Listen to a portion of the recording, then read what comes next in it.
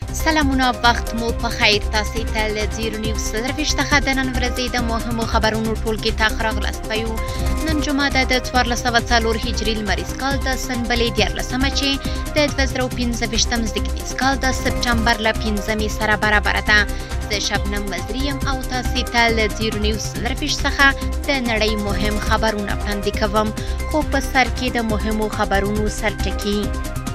پر غزه د اسرایلی نیواکګرو بریدونه د وژل شویو فلسطینیانو شمیر تر 4.0 وافوخت د غزې روغتیایي چارواکي وایي د اسرایلی بریدونو له پیله له نږدې 2 کلونو پورې په پرلهپسې بمباریو کې د وژل شویو فلسطینیانو شمیر له 4.0 اوښتی دی د امریکا او جاپان سوداګریزه هوکړه ټرمپ د جاپاني موټرو تعرفه راټیټه کړه او برازیلي میلیارډر خپله ټوله شتمنۍ نیمار ته پرېښې اوس هم پوره خبرونه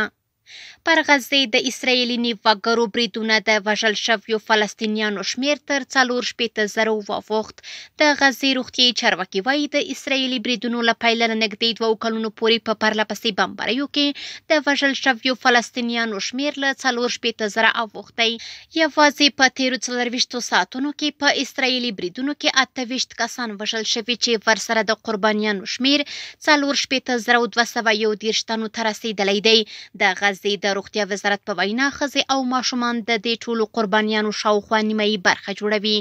ډیری وژل شوي هغه بېګناه ملکي وګړي دي چې د خپلو کورونو په منځ کې د اسرایلي بریدونو ښکار شوي دي اسرایل دغه شمیرې نه مني او خپله کره شمیرې نه وړاندې کوي خو د ملګرو ملتونو او خپلواکو څېړنو په وینا د غزې د روغتیایي ادارو ارقام د اعتبار وړ دي د فلسطین خلکو لپاره جګړه یوازې د شمیرو خبره نه ده دا د ټوټې ټوټې ژوند د ماشومانو د معصومو خوبونو د میندو د زړونو د ټوټې کېدو او د یوه ولس د نابودۍ کیسه ده که څه هم تېره میاشت د اوربند هڅې بې نتیجې پای ته ورسېدې خو اوس هم د سولې څرک نه لیدل کېږي او د غزې خلک د بریدونو تر ټولو ستر قربانیان پاتې دي د امریکا او جاپان سوداګریزه هوکړه ټرمپ د جاپاني موټرو تعرفه راټیټه کړه د امریکا ولسمشر ډونالډ ټرمپ د جاپان پر واردوونکو موټرو او یو شمیر نورو محصولاتو د ټیټې ګمرکي تعرفې فرمان لاسلیک کړی چې 7 ورځې وروسته به عملي شي د رویټرز د راپور له مخې له دې پریکړې سره به د جاپاني موټرو ګمرکي تعرفه په امریکا کې له 28.5 سلنې څخه 15 سلنې ته راکمه شي دا ګام په داسې حال کې اخیستل کېږي چې د جاپان ستر شرکت ټویټا تېره میاشت خبرداری ورکړی و د لوړو تعرفو له امله به د امریکا په بازار کې شاوخوا 10 میلیارډ ډالر زیان ورسوي په ورته وخت کې جاپان د تیرې جولای میاشتې په سوداګریزه هوکړه کې په متحده ایالاتو کې د شاوخوا 550 میلیارډ ډالرو پانګونې ژمنه کړې ده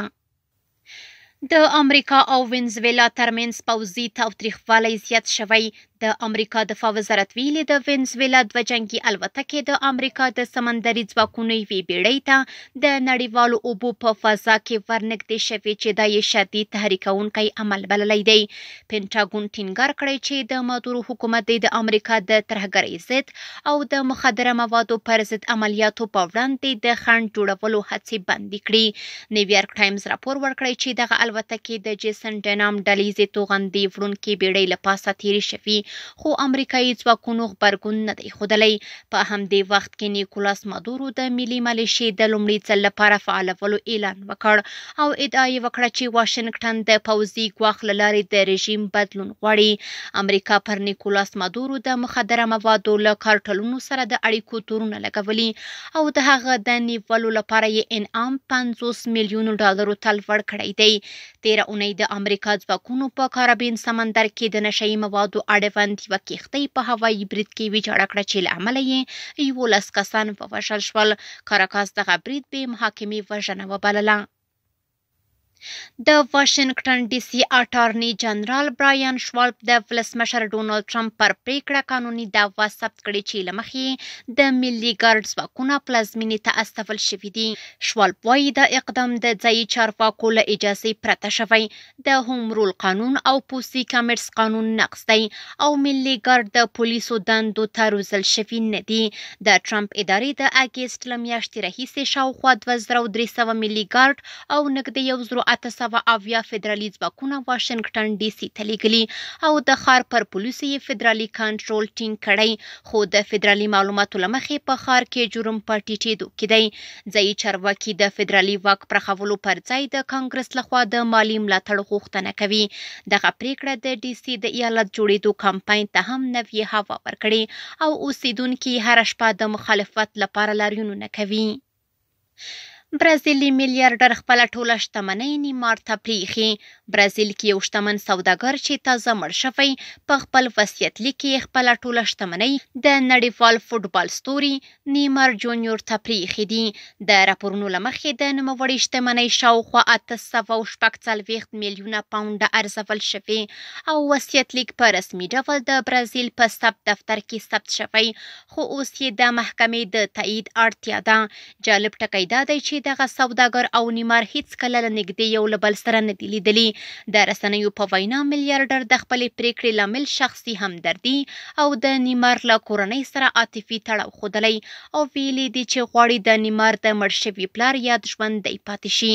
نیمار تر دې دمه په رسمي ډول د موضوع په اړه څه نه دي ویلي. کارپوهان بیا وایي که محکمه وصیت تایید کړي ښایي د دې پریکړې پر وړاندې حقوقي جنجالونه راپورته شي. نیمار د سیلوا سانتوس جونیور چې په نړیواله کچه په نیمار مشهور دی د برازیل ملي لوبډلې کلیدي لوبغاړی دی او دا مهال د سعودي عربستان د الهلال کلب لپاره لوبیږي. بهرني خبرونه هم دومره وو. د کورنیو او سپورټي خبرونو لپاره زموږ پاڼې وڅارئ په خپل رسنیو باندې فیسبوک، انسټاګرام، ایکس پخوانی ټویټر، یوټیوب او ټیک ټاک زموږ خبرونه خوښئ او موږ تعقیب کړئ. ادرس یې زیر نیوز 24 خبرونه د الله په امان.